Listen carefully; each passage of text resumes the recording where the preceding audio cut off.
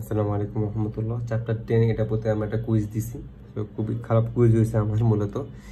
যাই হোক, এই টপিক সম্পর্কে, এই চ্যাপ্টারটা সম্পর্কে আমি এত ডিটেলস আলোচনা করব না।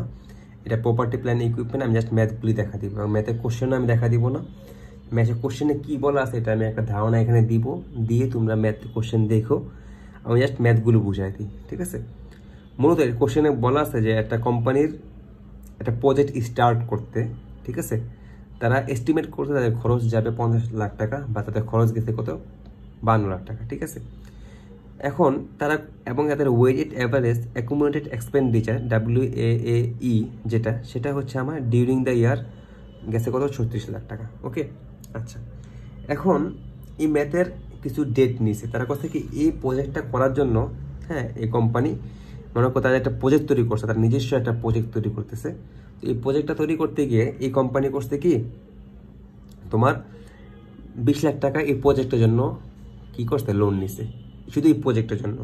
একটা ইন্টারেস্ট রেট, মেবি 12% ইন্টারেস্ট রেটে তারা নিছে 20 লাখ টাকার উপরে, ঠিক আছে।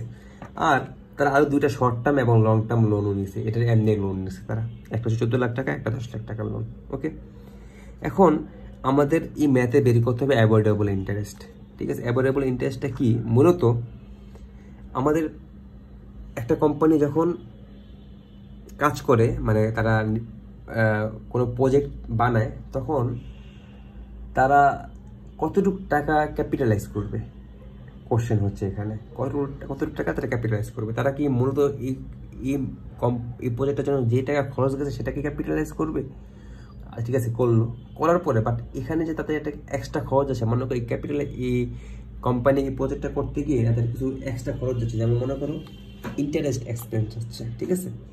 ইন্টারেস্ট এক্সপেন্সটা কীভাবে যাচ্ছে, তারা মনে করো এই প্রজেক্টের জন্য ইন্টারেস্ট নিল না, তো ইন্টারেস্ট নিচ্ছে, ইন্টারেস্টের প্রতি এক্সপেন্স, মানে লোন নিচ্ছে না, লোনের প্রতি যে এক্সপেন্স দেওয়া লাগতেছে না ইন্টারেস্ট, সো তাদের কিন্তু একটা অ্যামাউন্ট ইন্টারেস্ট দেওয়া লাগতেছে। সো ইন্টারেস্টটা কি তারা ক্যাপিটালাইজ করবে, মানে ইন্টারেস্ট যে টাকাটা দিচ্ছে সেটা কি তারা অ্যাসেটে অ্যাড করে দিবে, দাম বাড়ায় দিবে, নাকি অ্যাড করবে না, এক্সপেন্স দেখায় দিবে, কোশ্চেনটা হচ্ছে এখানে। এখন গ্যাপ বলতেছে তুমি কি করবা,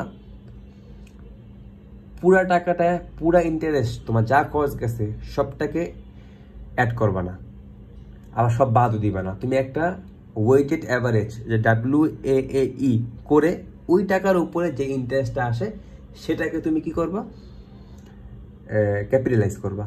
এটা হচ্ছে মূলত গ্যাপ বলতেছে।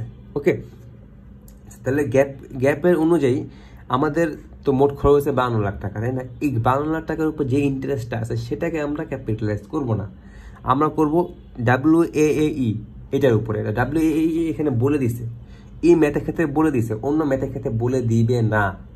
যেটার মধ্যে দিবে না সেটাকে কীভাবে বের করতে হয় সেটা আমরা বের করে শিখবো। ওকে, এখানে বলে দিচ্ছে দেখে এটাতে আমরা একটা ডিরেক্ট লিখে দিলাম।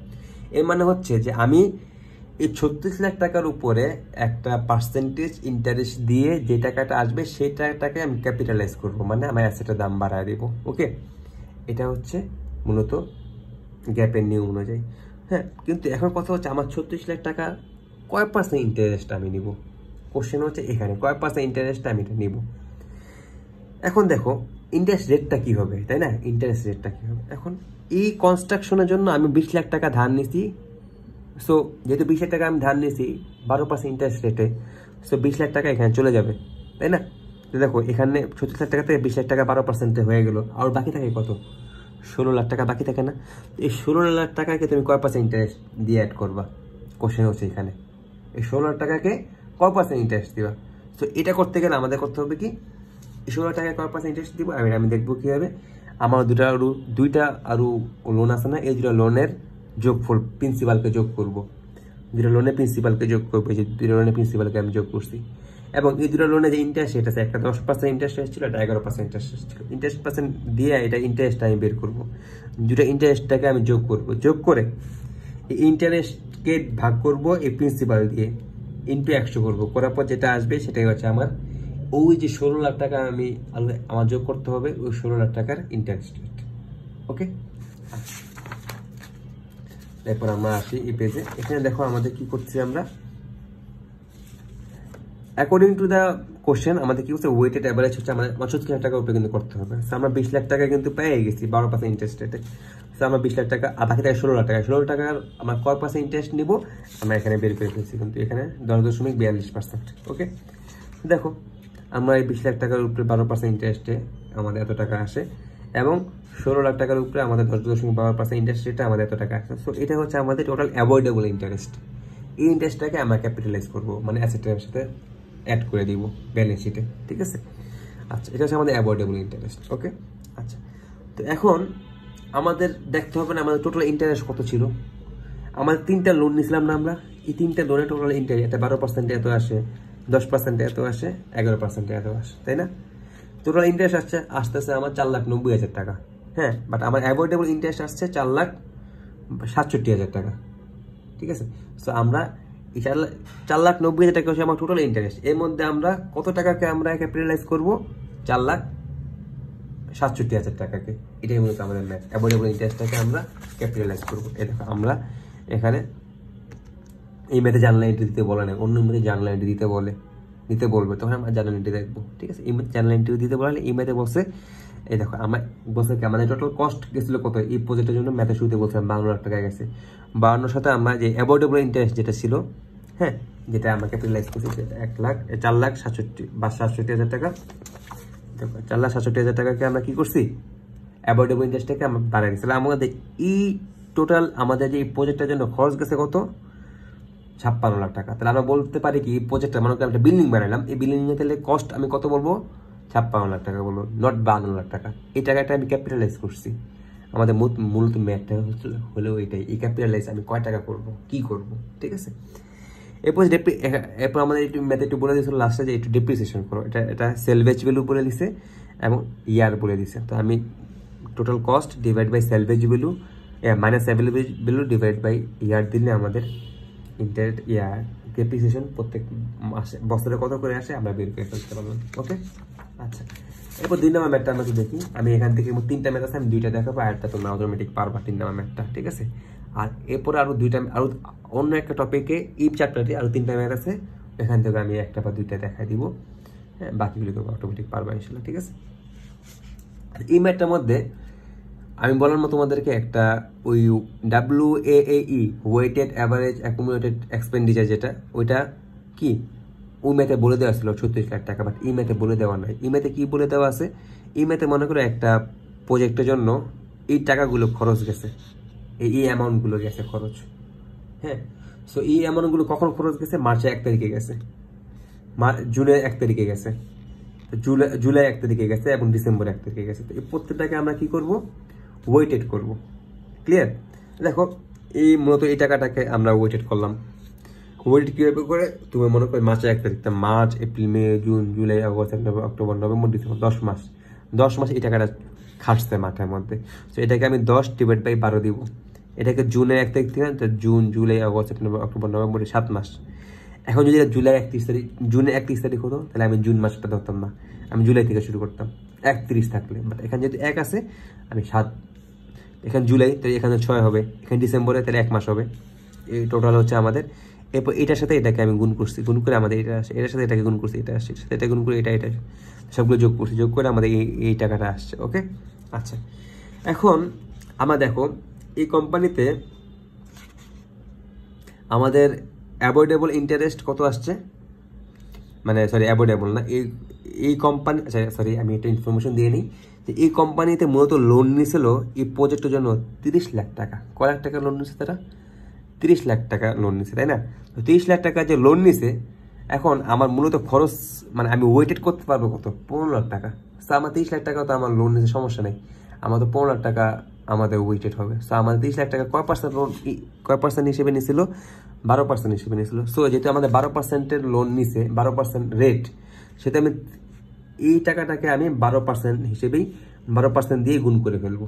তাহলে আমাদের ইন্টারেস্ট রেট চলে আসতেছে 1,83,000 টাকা। বুঝছো কাহিনিটা? আগে ম্যাটাতে আমাদের ইন্টারেস্ট, আমার লোন নিয়ে আসছিলাম প্রজেক্টের জন্য 20 লাখ টাকা, বাট আমরা ওয়েটেড করে দেখলাম আমাদের 36 লাখ টাকা খরচ গেছে, মানে 36 লাখ টাকার উপর আমরা ইন্টারেস্ট এক্সপেন্ডিচার করতে পারবো। তো বাকি টাকাটা আমি কই পাবো, বাকি টাকাটা আমি কই থেকে নিব, এবং কয় পার্সেন্ট ইন্টারেস্ট রেটে নিব, ওইটার জন্য আমরা করছি কি বাকি ওই আগের ম্যাথটাতে আমরা ওই আরও 2টা যে লোন ছিল ওই 2টা লোনে গেছিলাম, তাই না?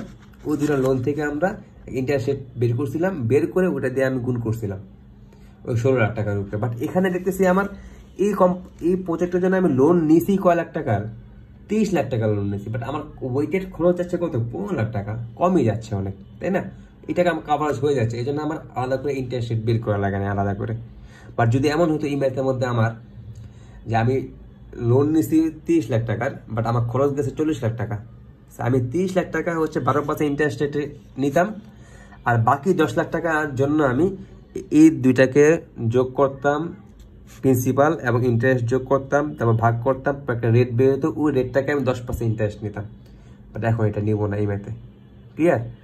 সো এই ম্যাথে আমি এই অ্যাভয়েডেবল বা টোটাল অ্যাকুমুলেটেড এক্সপেন্ডিচারের সাথে আমি ইন্টারেস্ট রেটটাকে গুণ করে ফেলছি, গুণ করে আমার অ্যাভয়েডেবল ইন্টারেস্ট রেট চলে আসে এটাতে। এটা হচ্ছে আমার মতো ইন্টারেস্ট রেট, বাট আমাদের অ্যাকচুয়াল একটা ইন্টারেস্ট রেট আছে, ওই অ্যাকচুয়াল ইন্টারেস্ট রেটটা আমাদের বের করতে হবে। এই যে 30,00,000 টাকার উপরে আমি 12%, এটা ম্যাথে দেওয়া আছে। তো এই 4,00,000 টাকার উপরে আমার 13% এবং 16,00,000 টাকার উপরে আমার 10% দিয়ে আমি দেখতেছি আমার 10,40,000 টাকা আমার অ্যাকচুয়াল ইন্টারেস্ট আসতেছে।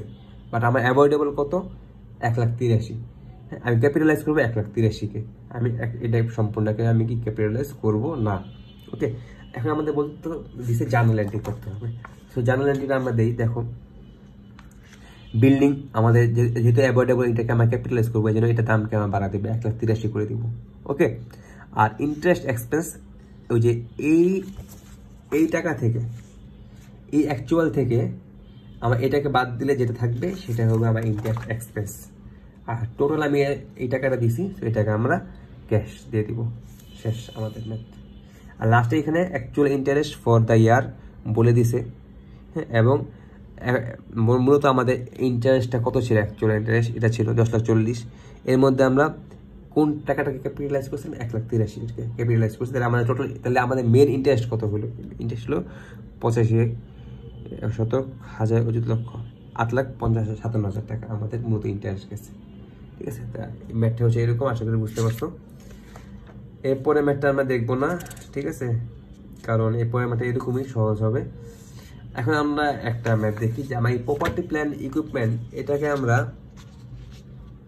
কি করব, মনে করো আমাদের কোনো প্রপার্টি প্ল্যান ইকুইপমেন্টটাকে আমরা ডিসপোজ করে দিব।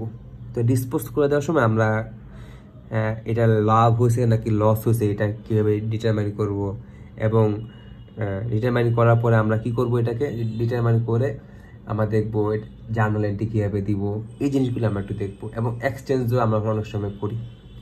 সো এটা মূলত একটা জিনিস আমাদের মাথায় রাখতে হবে যে আমাদের যদি এই ডিসপোজটা যদি আমরা কমার্শিয়াল সাবস্টেন্স হয়, মাথায় রেখো কমার্শিয়াল সাবস্টেন্স হলে আমরা যেটা যদি লাভ হয় তাহলেও আমরা এন্ট্রি দিব, যদি লস হয় তাহলে আমরা এন্ট্রি দিব। আর যদি কমার্শিয়াল সাবস্টেন্স না হয় তাহলে আমাদের লাভ হলে আমরা পার্শিয়াল এন্ট্রি দিব, মানে ডেফার করব, মানে আমাদের অ্যাসেটের দামটা একটু কমায় দিব, গেইনটা ওরকমভাবে উল্লেখ করবো না লাভ হলে। আর যদি লস হয় তাহলে আমরা কি করব, উল্লেখ করব। তাহলে আমরা কি বুঝতেছি যে আমরা গেইন করি বা কমার্শিয়াল সাবস্টেন্স থাকলে গেইন বা লস দুইটাই আমরা এন্ট্রি দিব। কমার্শিয়াল সাবস্টেন্স না থাকলে গেইন হলে আমরা এন্ট্রি দিব না, লস হলে দিব।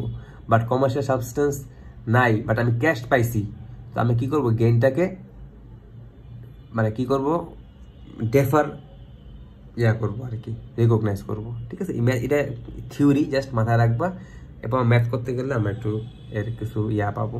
ওকে,